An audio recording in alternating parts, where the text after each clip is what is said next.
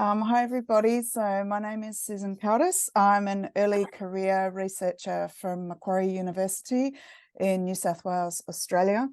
And I'd like to start by acknowledging country where a lot of my research, both doctoral and early career research, is being conducted on the land of the Wallumattagal clan of Darug Nation, and I'd just like to extend my respects to the traditional custodians of the land and to Aboriginal and Torres Strait Islander people who may be joining us today.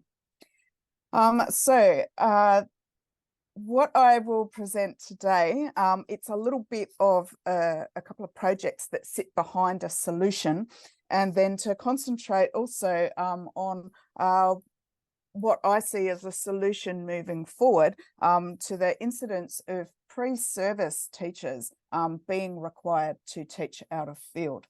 My expertise is within geography education, so it's all sort of centred around teaching geography out of field. My slide won't go. So I'm going to ask yourself now to imagine yourself in a crowded, noisy room full of young people. And as you get the room settled, ready to start a lesson, you suddenly realise that today you're not speaking or teaching about your area of expertise. You're teaching about a subject you know nothing about. And it's not your choice. This is a situation you were forced into because of structures that exist within the school environment. So how do you feel? Are you feeling apprehensive or anxious, or are you afraid? Well, let me tell you that in New South Wales, Australia, where my research is situated, this is the daily reality for 1 in 6 secondary school teachers.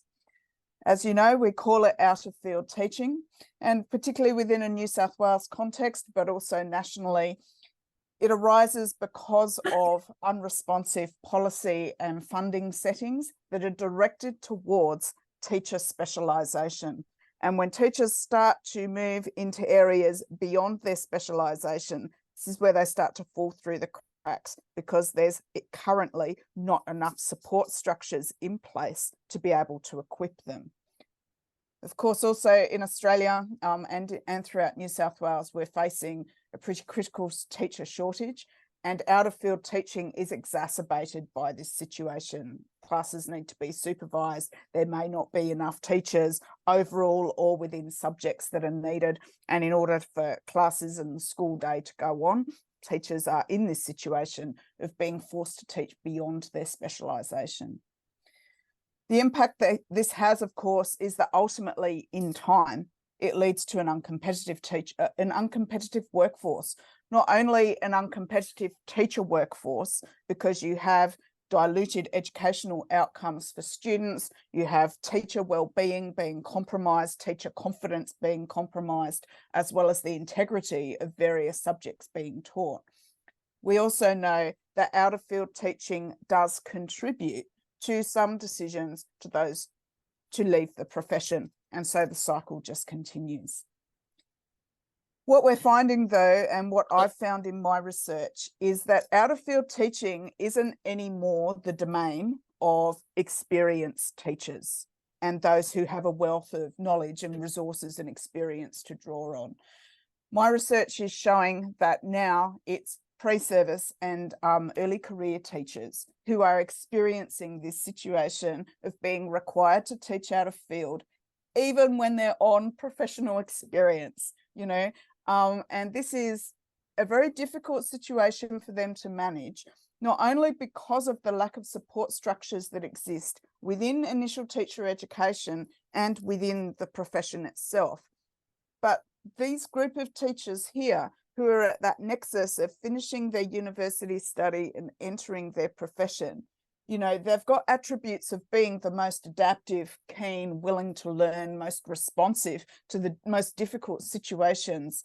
But we also know that they're the least equipped.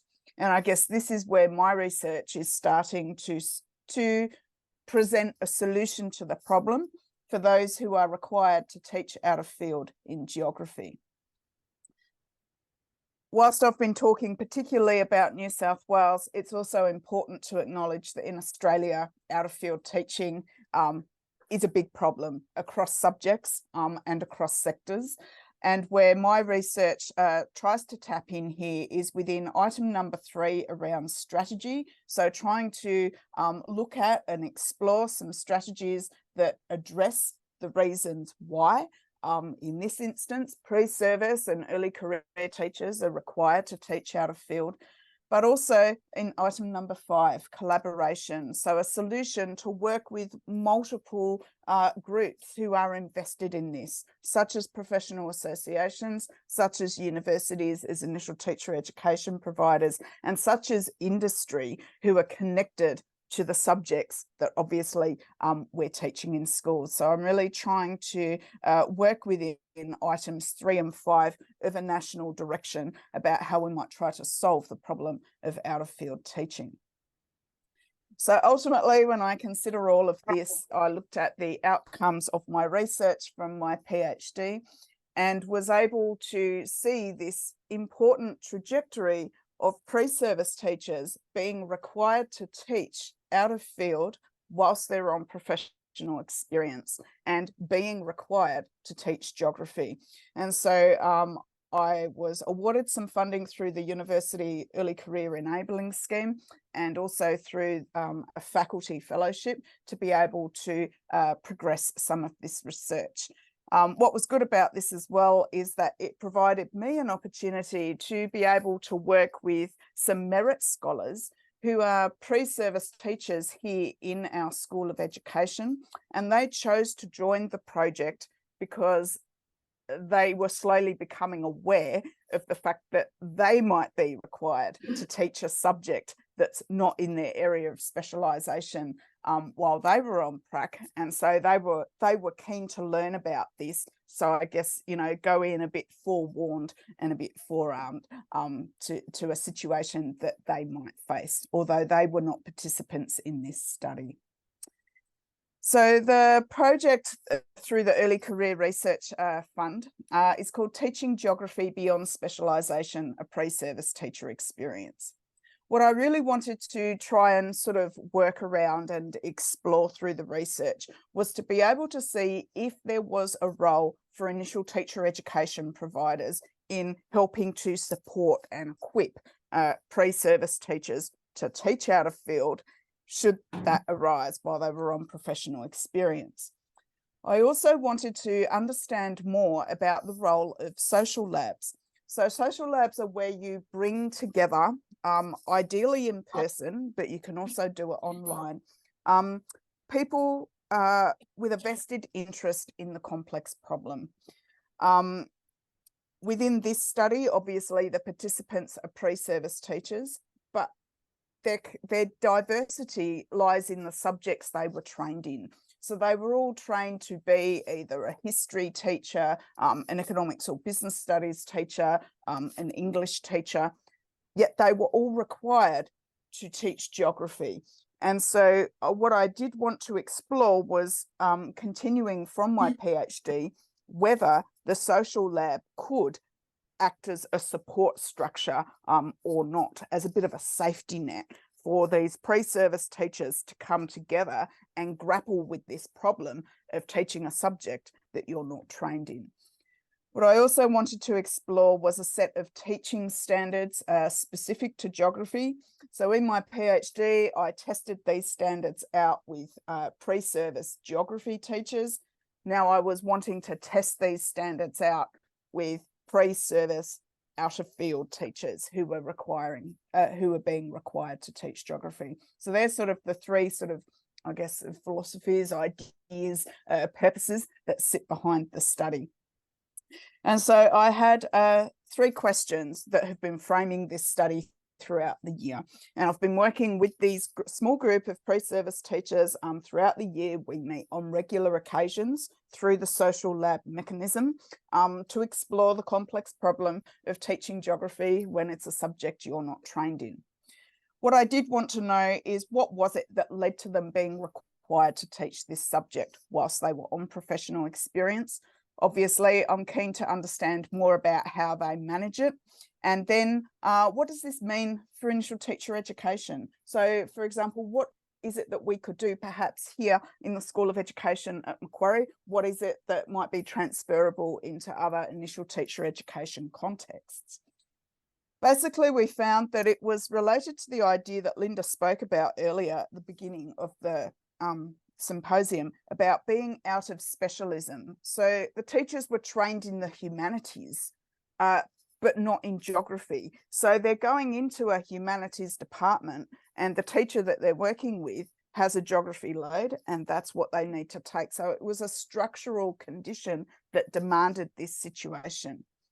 Pre-service teachers managed it in a variety of ways. They managed it by working together and through a process of theory, practice, reflection that was guided and facilitated by me, but I never really gave them the answers. I just asked them probing questions and gave them problems to solve, and got them to critique and learn from each other's practice. And then I guess the implication became quite clear that we have a role to play within initial teacher education. And one of the outcomes here, as I quote from one of my participants, Cleo, which is her pseudonym, that she was finding the social lab to be a really important structure to give her a sense of shared understanding with the others, that she's not alone, and that there's strategies that she can employ to be able to teach a subject that now she feels she knows something about. She may not call herself a geography teacher. She'd still call herself a modern history and an ancient history teacher, but she feels capable and confident to teach geography more than being one page ahead or one step ahead of the students in her classes. And so when we looked at the outcomes from this research and also from my doctoral research, which was looking at transition into the teaching profession, we came up with CoMAP, a co-designed micro-credential and advising program. So it uses social labs, and we bring these pre-service teachers together regularly over a 10-week period. And we keep these trainee teachers at the heart. But there's active input from the professional association, so the Geography Teachers Association, from the academics such as myself. Obviously, it's all wrapped around geography. And we're looking for a commitment from industry, so from a business like Google or Esri, something like that, that can show a career pathway from the subject into a career, and to be able to add depth and diversity to CoMAP, which ultimately we know develops agency and provides support for pre-service teachers who are required to teach geography as a subject they're not trained in. We can also conceptualize this as being embedded within university studies, so being able to embed some of this in broad curriculum and pedagogy units, being able to do distinct seminars that students don't have to pay to attend, and in time being able to offer this as a professional learning opportunity for those already in the profession through our academy here at the university. I realise I'm out of time, so I'm happy to come back to a couple of these slides that go into a deeper dive about what we do within the social lab. So here are some of the activities that we're going on. It's all sort of grassroots up. I facilitate, the pre-service teachers or the participants kind of work through these problems and solve them together, with me directing traffic but not telling them what to do. They're using these standards here as a self-reflective tool, and they're working through their context. What is it that's put them in this situation of being able of having to teach out of field, and what is it that's enabling them to do so? This is my last slide now. So with the next steps, I presented this for future funding last week, and I'm pleased to say that I've been awarded some funding to continue this research and develop it more fully. We just have proof of concept at the moment as CoMAP. So the next steps really are to be able to develop this more fully, pilot it again, and also to be able to gain this input from industry alongside the professional association so that student learning outcomes are strengthened, the subject integrity is maintained, and teacher wellbeing and confidence ultimately is improved even at the pre-service level. So that's the presentation from today, and I hope you found that interesting. Thanks, Linda, for the opportunity.